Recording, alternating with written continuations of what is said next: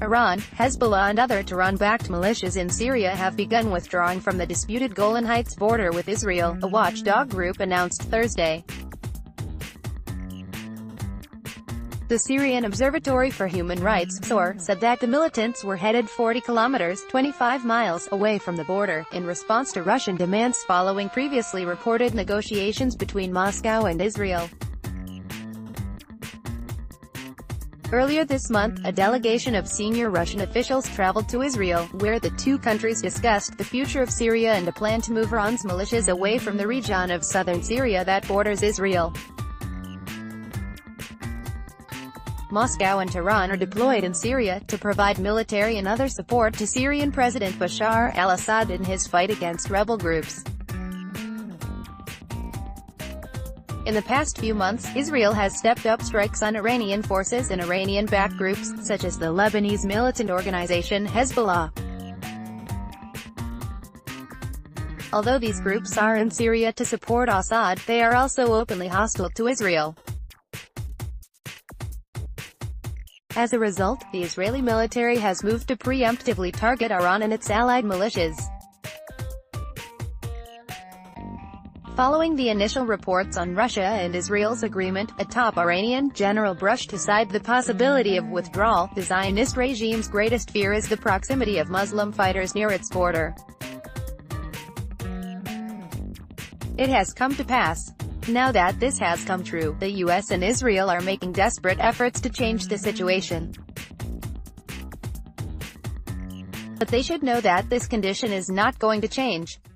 Iran's Brigadier General Masoud Shezayeri said. The SOHR's report suggests that the condition did change, however. Israeli Energy Minister and cabinet member Yuval Steinitz recently appeared to threaten that his nation could kill Assad if necessary to stop Iran. If Syrian President Bashar Assad continues allowing the Iranians to operate out of Syria, it would be the end of him, the end of his regime, Steinitz said last month. Iran's withdrawal also comes as Assad's forces have launched an offensive on Syria's rebel-held southwest region. Syrian military helicopters dropped leaflets over the region on Tuesday, warning of pending attacks. Damascus also called on local civilians to help Assad's forces remove rebels from the region. However, the region was one of the first in Syria to rise up against the government at the start of the war, 7 years ago. Since Tuesday, thousands of civilians have escaped the region, Al Jazeera reported. Most have fled to other rebel-held strongholds still unaffected by the offensive. Assad's military has turned its attention to the south following successful campaigns to take back control of Damascus and the surrounding regions.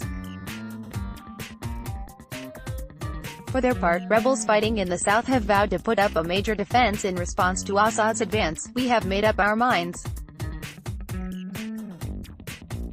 There will be no retreat from the principles of the revolution or surrender of a single inch of the Syrian south, Nassim Abu Ara, commander of one of the main Free Syrian Army groups in southern Syria, told Reuters. If the regime launches any attack on any sector of the south, it will be faced by volcanoes afire.